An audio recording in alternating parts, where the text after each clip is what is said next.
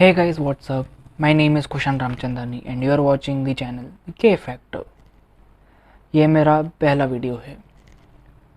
हमने हमारे school life में कभी ना कभी ये कॉन्स्पिरेसी थ्योरी ज़रूर बनाई है कि हमारा स्कूल हॉन्टेड है या हमने किसी और से ये सुना है।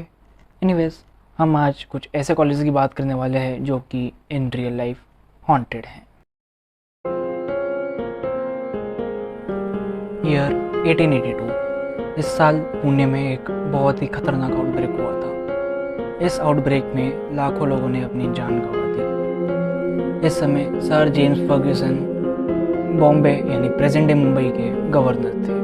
जिस समय ये आउटब्रेक चल रहा था उसी टाइम पे एलिस रिचमैन, जो कि उनकी भांजी थी, ऑस्ट्रेलिया से यहाँ उनसे मिलने आई थी। इस कॉलेरा के आउटब्रेक से बचने के लिए सर जेम्स फर्ग्यूसन किसी तरह बड़ौदा चले गए कुछ दिनों के लिए, बट उनकी बीवी ऑलिव और एलिस नहीं आ पाए और वो यहीं पुणे में फंस गए। उस समय ये पुणे यूनिवर्सिटी एक्चुअली एक गवर्नर हाउस हुआ करता था। सैडली उनकी तबीयत खराब रहने लगी और फिर 18 जैन को ऑलिव और फिर 22 जैन को अनफॉर्चुनेटली एलिस रिचमैन की डेथ हो गई। आज भी स्टूडेंट्स का कहना है कि उन्होंने एलिस की आत्मा को कैंपस में देखा है और काफ़ी लोगों ने उसकी प्रेजेंस फील की है। इतना ही नहीं, एलिस की ग्रेव आज भी कैंपस के एक गार्डन में है, जिस गार्डन का नाम भी उन्हीं के ऊपर रखा गया है, यानी कि the Ellis garden. Agricultural university Allahabad.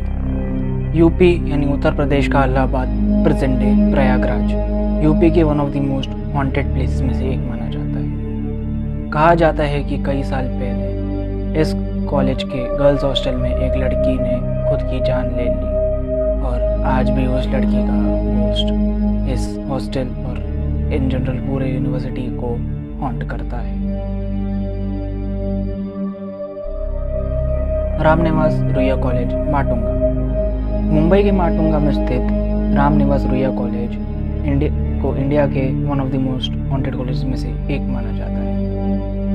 इस कॉलेज के रूम S26 में एक स्पिरिट हॉन्ट करती है। इस स्पिरिट की प्रेजेंस कई बार लेडीज़ कॉमन रूम और ऑडिटोरियम में भी फील हुई है। रात को इस कॉलेज से अजीब अजीब आवाज़ें आने लगती है और ऑफ कोर्स जब भी कोई इसकी तहकीकात करने जाता है वहाँ कोई भी नहीं होता।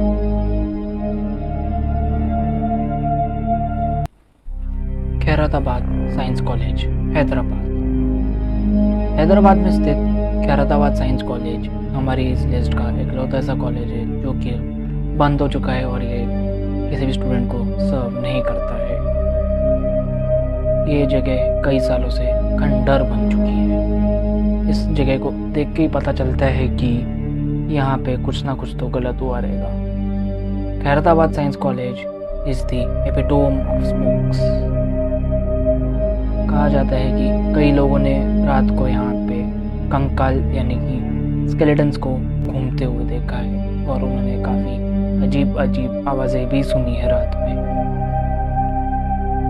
इतना ही नहीं, यहाँ पे कई लोगों की बहुत ही रहस्यमय तरीके से मौत भी हुई है, जिनमें से एक अनफॉर्चुनेटली इस कॉलेज का ही सिक्योरिटी गार्ड था, जिसकी बॉडी एक बहुत ही रहस्यमय सर्कमस्टेंसेस में मिली थी।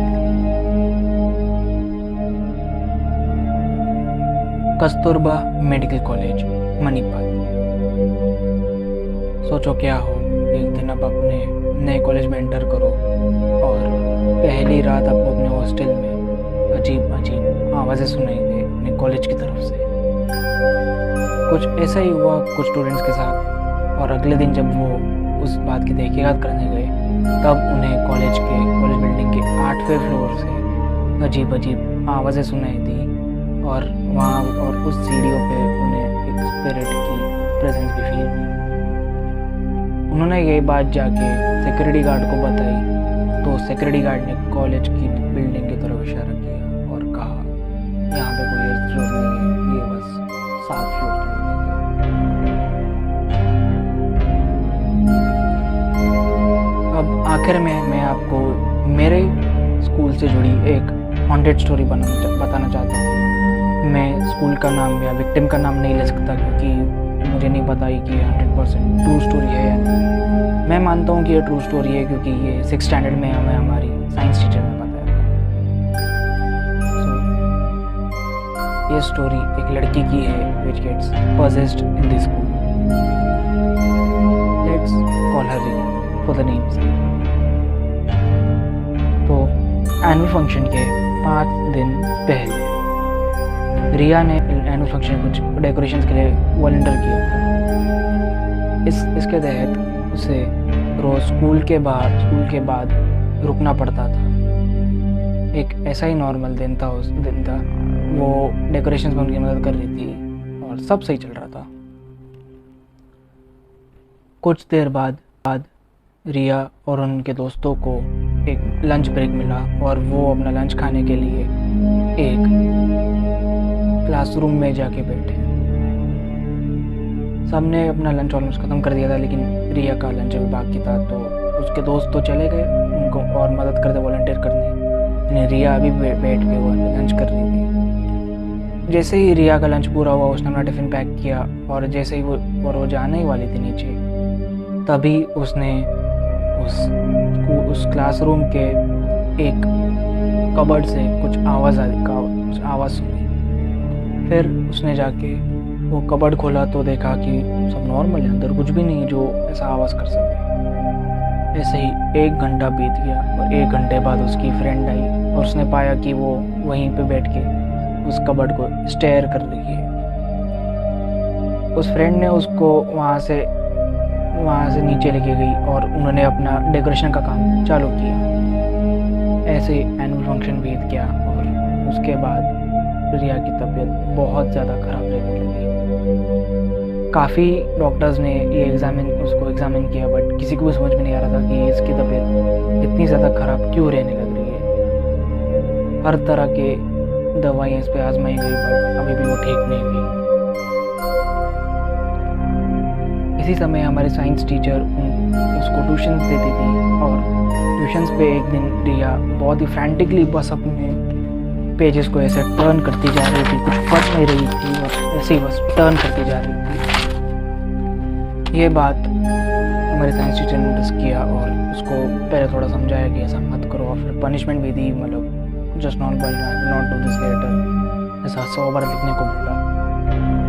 उसने बोला जैसे ही तुम्हारा ये लिख के हो जाए मुझे आके तुम बालकनी में अपनी बुक दिखाना। जैसे ही रिया अपनी ट्यूशन टीचर को वो बुक दिखाने गई तब वो वहीं पे बेहोश हो गई।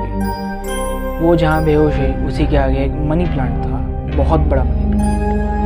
वो मनी प्लांट कुछ ही सेकेंड्स में पूरा काला पड़ गया। इस इंसिडेंट के बाद फिर से कई डॉक्टर्स ने जांच की, उसका इलाज किया, कई दवाइयाँ उसके ऊपर इस्तेमाल की, बट अब भी वो ठीक नहीं हो पाई। आखिर में थक हार के उन्होंने एक तांत्रिक को बुलाया जिसने उसकी एग्जॉर्सिज्म की एंड फाइनली अब वो ठीक हो गई। वाह। तो इसी के साथ मैं अब अपनी इस वीडियो को रैप करना चाहता हूँ। अगर आपको ये वीडियो देख के मज़ा आया तो इस वीडियो को लाइक करो, चैनल को सब्सक्राइब करो, बेल आइकन दबाओ और इस वीडियो को अपने सारे दोस्तों और फैमिली वालों के साथ शेयर करो।